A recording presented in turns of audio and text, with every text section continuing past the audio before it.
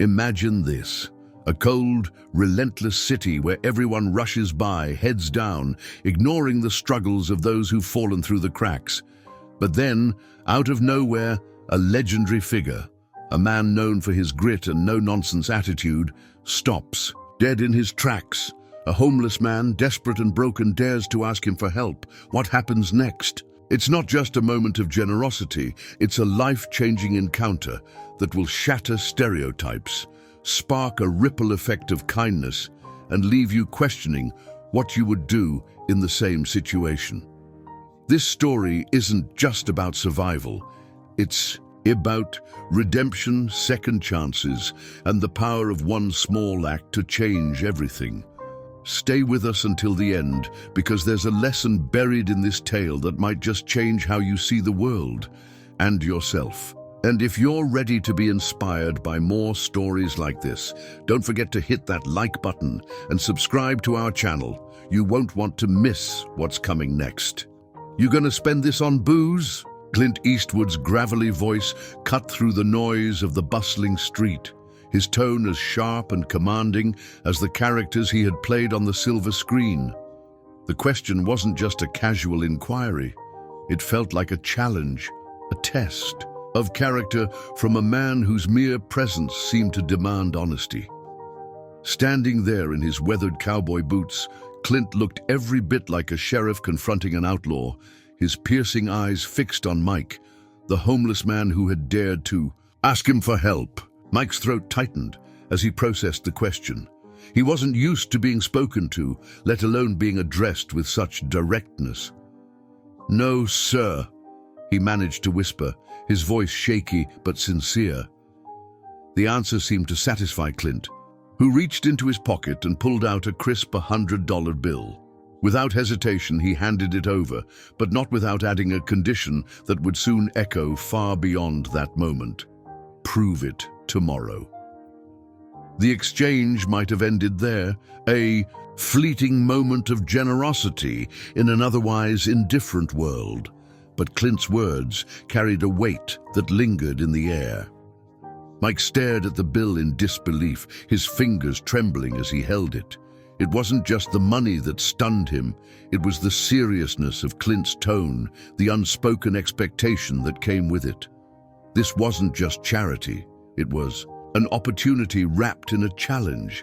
As Clint turned to leave, Mike found himself unable to move, rooted to the spot by a mixture of gratitude and uncertainty. The world around them seemed to blur as passers-by slowed their steps, their curiosity piqued by the unlikely interaction. Some pulled out their phones to record, their whispers growing louder as they recognized the iconic figure standing before them.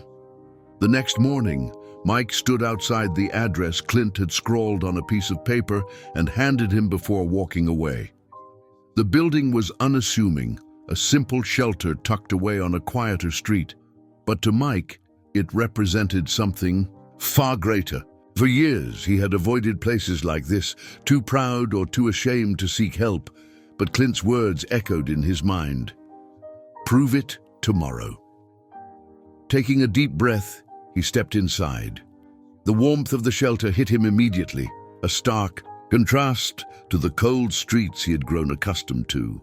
A woman at the front desk greeted him with a smile that felt almost foreign after years of being ignored or dismissed. "You must be Mike," she said kindly. "We've been expecting you." Mike blinked in surprise. Expecting him? It turned out Clint Eastwood hadn't just handed him money and walked away. He had called ahead to ensure Mike would be taken good care of. Over the next few hours, Mike was introduced to caseworkers who listened to his story without judgment and outlined a plan to help him get back on his feet. They provided him with clean clothes, arranged for medical checkups, and even enrolled him in a job training program. Meanwhile, outside the shelter walls, news of Clint's encounter with Mike had begun to spread like wildfire. A bystander's video of their interaction had gone viral overnight, capturing not only Clint's act of kindness, but also his stern challenge for Mike to help himself. Social media exploded with reactions, some praising Clint for using his platform for good, others debating whether it was genuine or performative. Regardless of opinions, one thing was clear: the moment had struck a chord. For Mike, however, life was beginning to change in ways he hadn't thought possible. With each passing day at the shelter, he found himself rediscovering pieces of himself that he thought were lost forever. His confidence, his dignity, and most importantly, his hope. The staff treated him not as a burden, but as someone worth investing in, someone capable of turning his life around. Clint Eastwood remained silent amidst the growing media frenzy surrounding their encounter. He declined interviews and avoided public statements about what had happened on that rainy street corner. To him, this wasn't about seeking attention or accolades. It was about giving someone a chance when they needed it most. Weeks later, Mike found himself standing outside Warner Brothers studios with Clint by his side. The legendary director had arranged for Mike to work as part of the studio's janitorial team, a job that offered not only financial stability, but also a sense of purpose. As they walked through the studio lot together, Clint turned to Mike and said simply, "Don't screw this up." Mike didn't need any further motivation. He threw himself into his work with determination and pride, earning respect from co-workers, who quickly recognized his work ethic and positive attitude. The $100 bill Clint had given him remained tucked away in his wallet, not as something to spend, but as a reminder of where he had started and how far he could go. Back at the shelter, Mike began mentoring others who were struggling with similar challenges. His story became an inspiration for those around him, a testament to what could happen when someone is given not just help, but also belief in their ability to change. Clint Eastwood's simple act of kindness had set off a chain reaction that neither he nor Mike could have anticipated. Donations poured into shelters across Los Angeles as people were moved by their story. Volunteers signed up in record numbers, and conversations about homelessness took on new urgency. For Mike, life wasn't perfect. There were still challenges ahead, but he faced them with newfound strength and resilience. And every time he looked at that framed $100 bill hanging on the wall of his small apartment, he was reminded of one thing: sometimes all it takes is one person believing in you to change everything. And for Clint, he continued living by the same principles that had guided him throughout his life, quietly making an impact where it mattered most without ever needing applause or recognition for doing so. Sunrise found Mike standing outside Path Metro Villas, clutching the crumpled note Clint Eastwood had handed him the day before.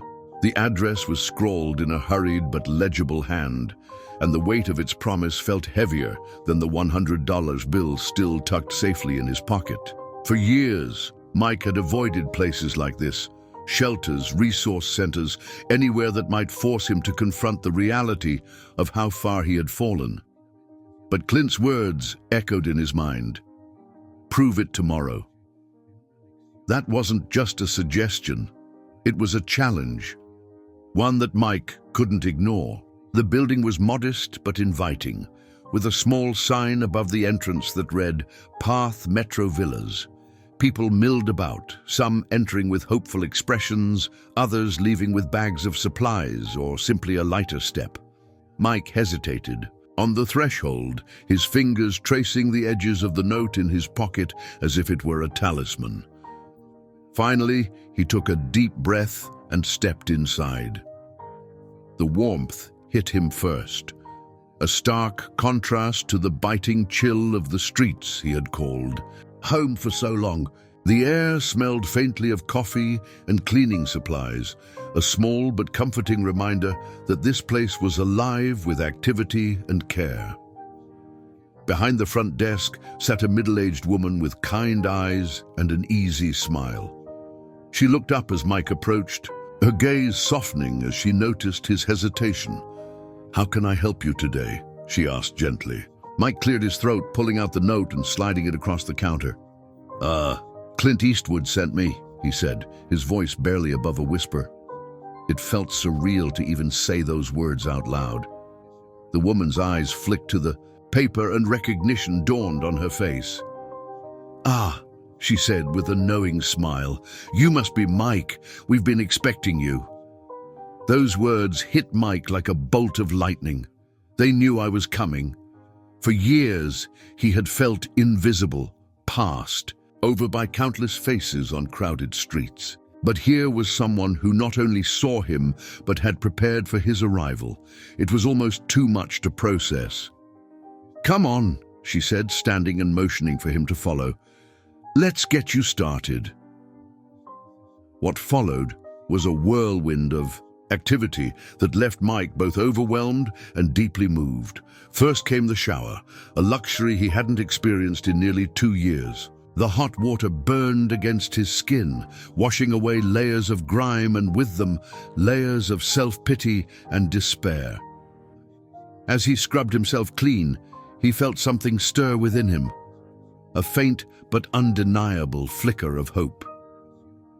When he emerged, freshly, shaved and dressed in clean clothes provided by the shelter, he barely recognized himself in the mirror. Gone was the hollow-eyed man who had stared back at him for so long. In his place stood someone who looked human again. Next came the introductions. Caseworkers who listened to his story without judgment, counselors who offered resources tailored to his needs, and even a job placement specialist who slid a stack of papers across the table toward him. "These are for our janitorial training program," she explained with a smile. "It's not glamorous work, but it's honest, and it's a start." Mike stared at the papers for a long moment before picking up the pen and signing his name. At the bottom, it felt like signing more than just an application. It felt like signing away his old life and stepping into something new. Throughout it all, one phrase kept replaying in his mind: "Prove it tomorrow." Clint's words had been simple but powerful, and now they were driving every decision Mike made. By late afternoon, Mike found himself sitting on the edge of a cot in one of Path's dormitories. The room was modest but clean, far better than any place he'd slept in years. As he ran his fingers over the crisp sheets, he thought about everything that had led him here: Clint's unexpected kindness, his own decision to show up despite his doubts, and now this, a chance to rebuild. Meanwhile, outside Path's walls, Clint Eastwood's gesture was making waves far beyond what either man could have anticipated.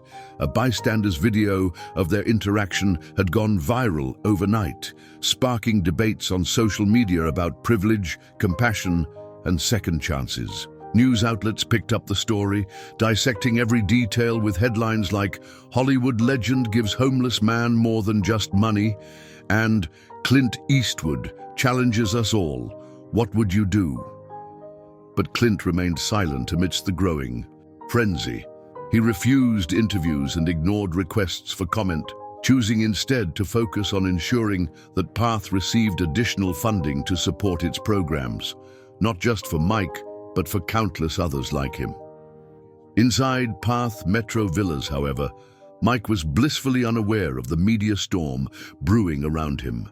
He was too busy focusing on each small step forward, attending counseling sessions to address long-buried trauma, learning new skills through the janitorial training program, and most importantly, rediscovering parts of himself he thought were lost forever: his dignity, his confidence, and his will to keep going. That night, as he lay down on his cot for the first time since arriving at Path Metro Villas, Mike felt something he hadn't felt in years: gratitude, not just for Clint or for Path, but for himself. He had taken that first terrifying step toward change, and now there was no turning back.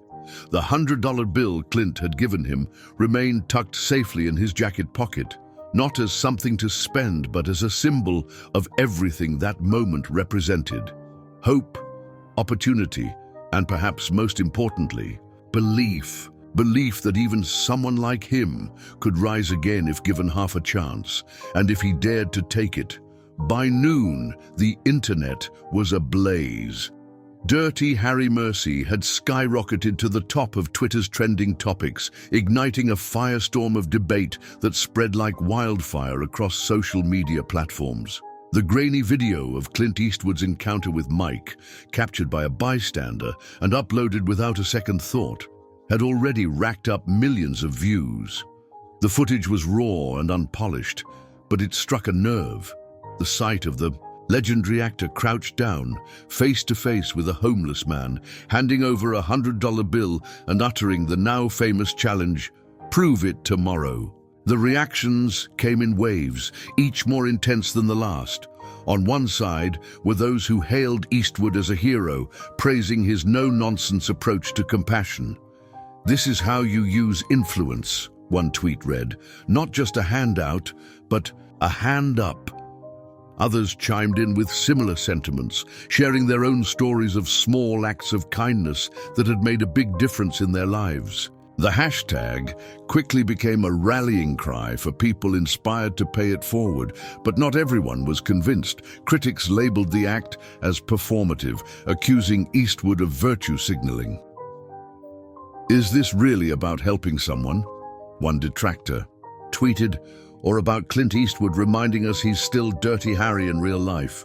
The debate raged on, with pundits on morning talk shows dissecting every frame of the video. Was it genuine? Was it calculated? Did it even matter if the outcome was positive? By mid-afternoon, news helicopters hovered over Path Metro Villas, the shelter where Mike had sought help that morning. Reporters lined the sidewalks outside, microphones in hand, eager to interview anyone who might have crossed paths with Eastwood or Mike. Inside the shelter, staff members scrambled to maintain their usual operations amidst the chaos. For them, this wasn't about viral fame. It was about doing their jobs and helping people like Mike rebuild their lives. Meanwhile, Clint Eastwood remained characteristically silent. The actor-director had never been one for public displays or grandstanding, and this situation was no different. His team issued no statements, declined all interview requests, and ignored the growing media frenzy. But then something unexpected happened. Security footage from a local diner surfaced online, showing Eastwood sitting across from Mike at a small table just 2 days after their initial encounter. In the video, Clint appeared relaxed but focused as he listened to Mike speak. The two shared what looked like an ordinary meal, burgers and fries, but the image told a much larger story. Here was one of Hollywood's most iconic figures, taking time out of his day to follow up on his promise to help someone in need. The footage sent social media into another tailspin. The leaked video only deepened the divide between supporters and skeptics. Some argued that Eastwood's actions spoke louder than any press release ever could. "He didn't just throw money at the problem," one user wrote. "He showed up." Others remained cynical, questioning whether the leak was orchestrated to further boost his image. But for Mike, none of this mattered. He wasn't scrolling through Twitter or watching cable news. He was too busy navigating his new reality at Path Metro Villas. The shelter staff had provided him with clean clothes, medical attention, and a sense of stability he hadn't felt in years. The $100 bill Clint had given him remained untouched in his pocket, a symbol not just of generosity, but of accountability.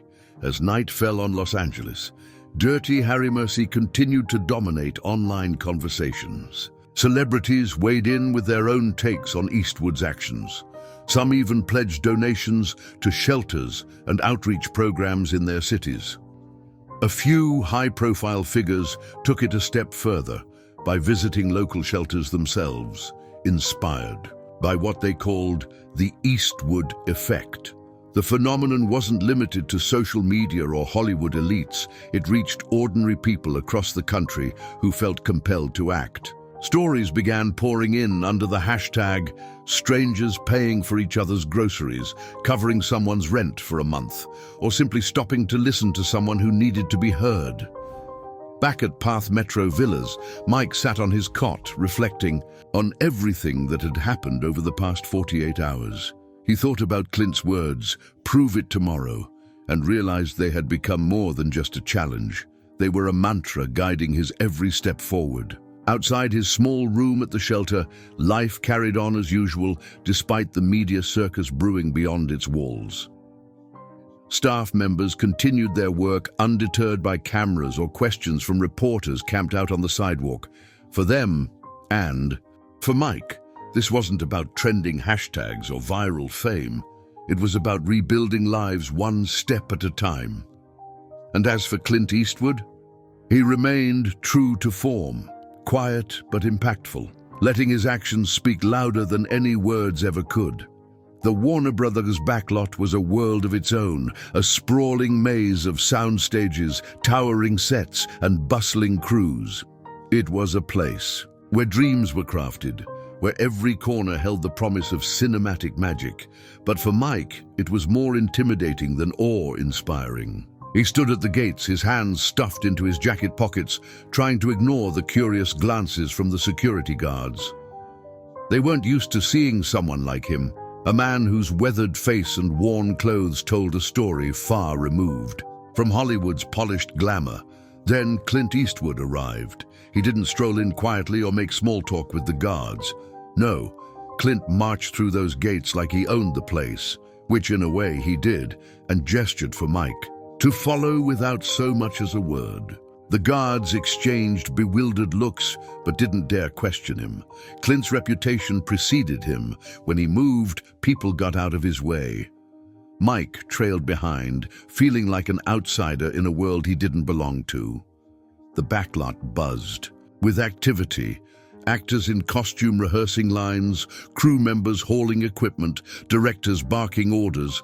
But all of it seemed to fade into the background as Clint led him to an unassuming corner of the lot.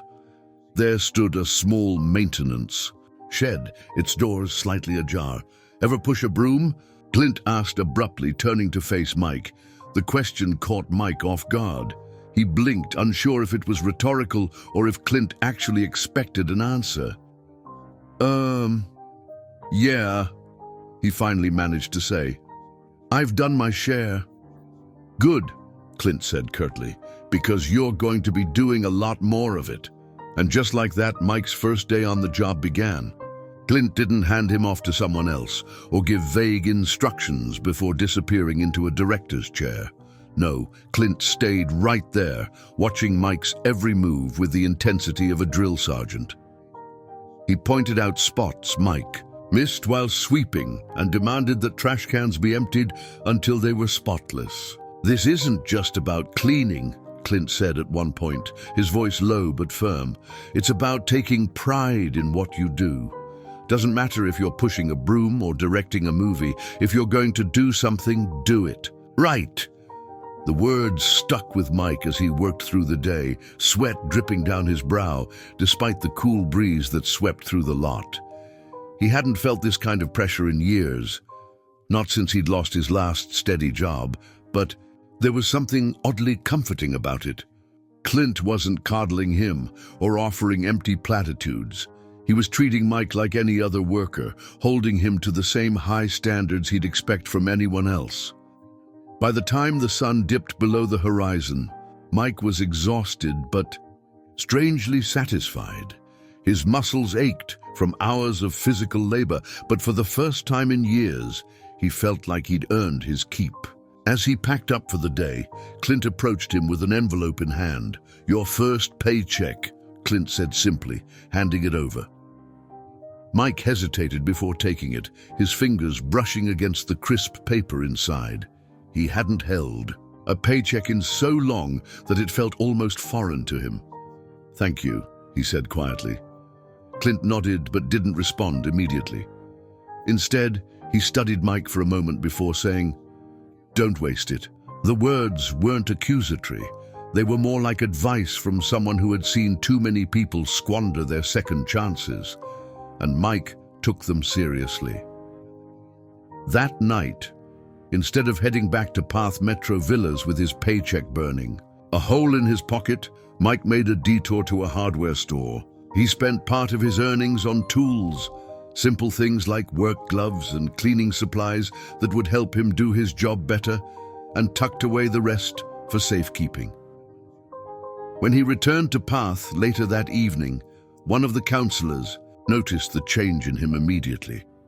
"You look different," she said with a smile as he walked through the door. Mike shrugged but couldn't hide the small grin tugging at his lips. "Had a good day," he replied simply. The next morning, Clint showed up at Path unannounced, not with cameras or reporters in tow, but with coffee and bagels for everyone on staff and staying there. He wanted no fanfare, he just wanted to check on Mike's progress. "You spend your paycheck on booze?" Clint asked bluntly when he found Mike sitting in the common room. "Nope," Mike replied with quiet confidence. "Bought tools for work." Clint raised an eyebrow, but didn't say anything more. Instead, he gave a small nod of approval before heading out as quickly as he'd arrived. For Mike, that nod meant everything. It wasn't just acknowledgement, it was validation. That he was on the right path. And as he continued working at Warner Brothers, earning respect from co-workers who initially doubted him, and proving himself capable of more than anyone had expected, Mike began to see himself differently too. He wasn't just a homeless man anymore. He was someone rebuilding his life one step at a time, with grit, determination, and maybe even a little bit of Eastwood-style swagger along the way.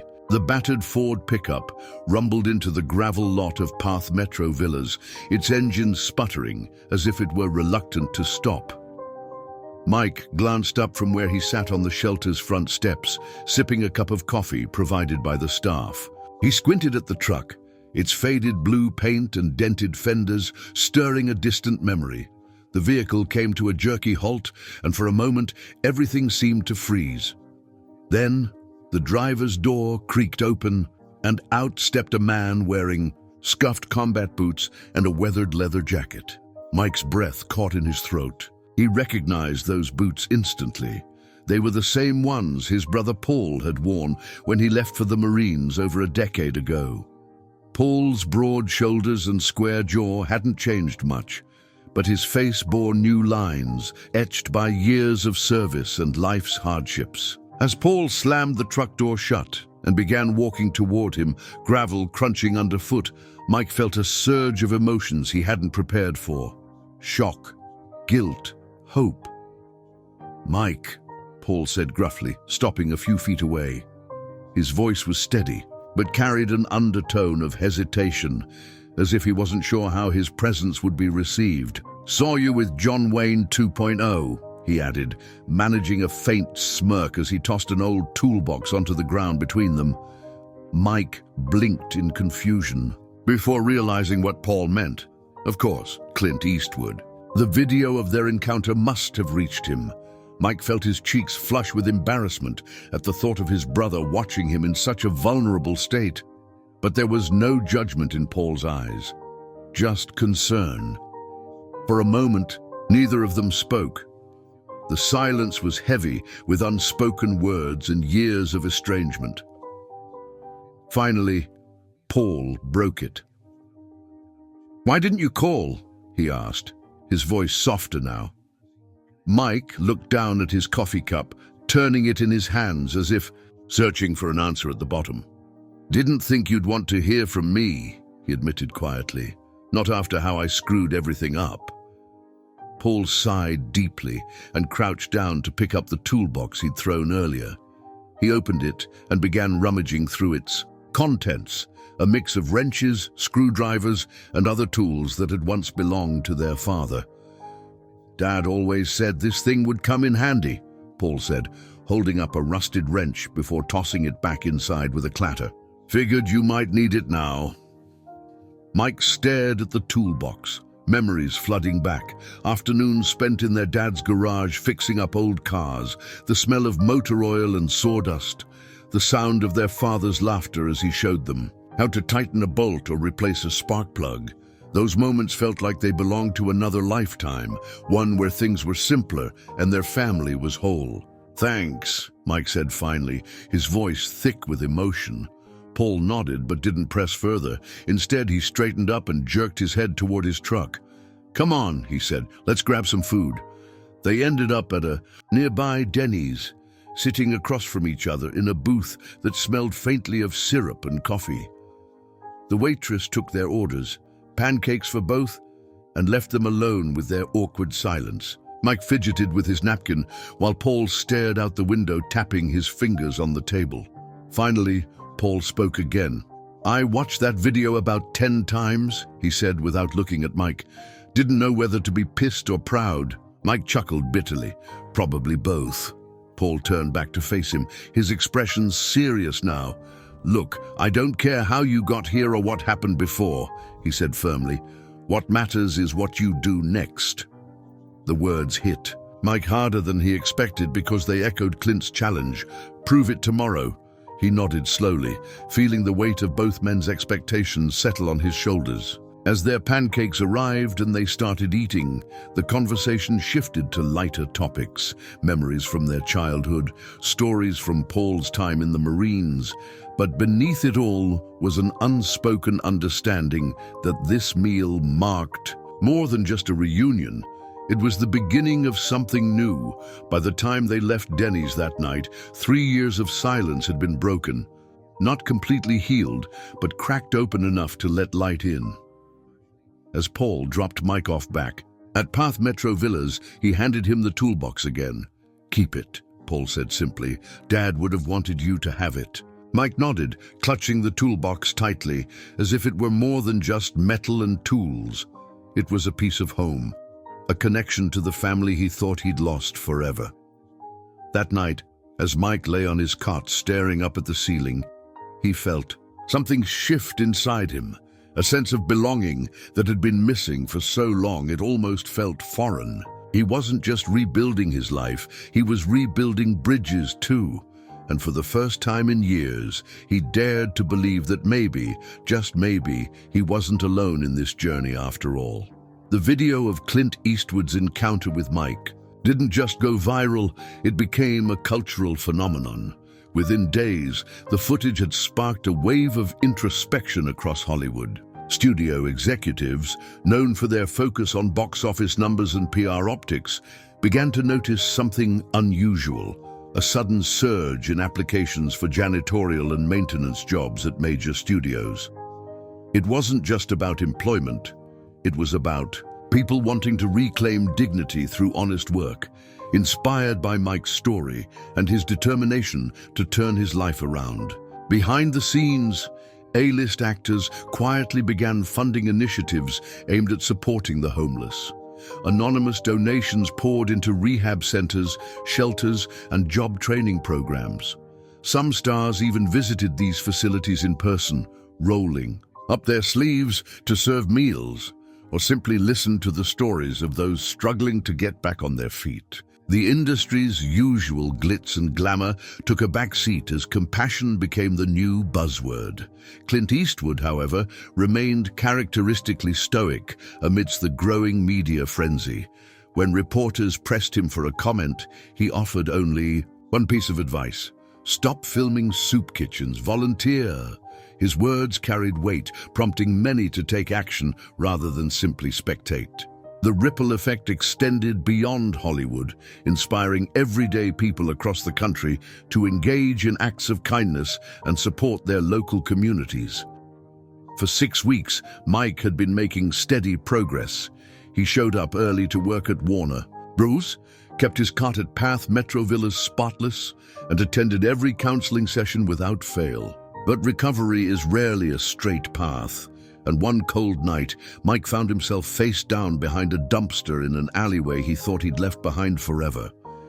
The empty bottle beside him told the story of a relapse he'd tried so hard to avoid. When Clint Eastwood arrived at the scene, summoned by shelter staff who had grown concerned about Mike's absence, he didn't say much. He didn't need to. His silent disappointment was more cutting than any lecture could have been. Clint helped Mike to his feet and guided him into the passenger seat of his truck without a word. The drive back to Path was quiet, except for the occasional sound of Mike's labored breathing as he fought off tears of shame. Again, Clint finally muttered as they pulled into the shelter's lot. It wasn't a question or an accusation, it was a statement of fact, delivered with the kind of bluntness only Clint could muster. But there was no anger in his tone, just an unyielding resolve that left no room for self-pity. Once inside, Clint handed Mike off to the staff with clear instructions. He starts over tomorrow. Then he turned and walked away without looking back, leaving Mike to grapple with the weight of his choices and the realization that someone still believed in him despite his mistakes. The road back wasn't easy, but Mike took it one step at a time. He recommitted himself to sobriety with renewed determination, attending meetings daily and leaning on the support network he had built at Path Metro Villas. No cameras were there to capture the moment he received his 90-day sobriety chip, a small token that felt like a monumental achievement in his hands. But for Mike, it marked a turning point.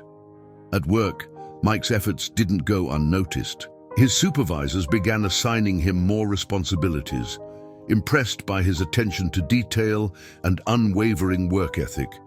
When they promoted him to maintenance supervisor after just 3 months on the job, Mike couldn't help but feel a swell of pride, a feeling he hadn't experienced in years. Clint Eastwood remained a steady presence in Mike's life, though always in his own understated way.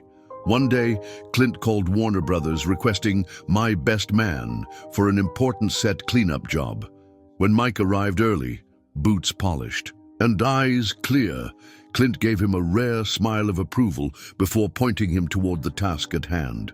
There were no headlines celebrating Mike's promotion or his quiet triumphs along the way, but that didn't matter to him anymore.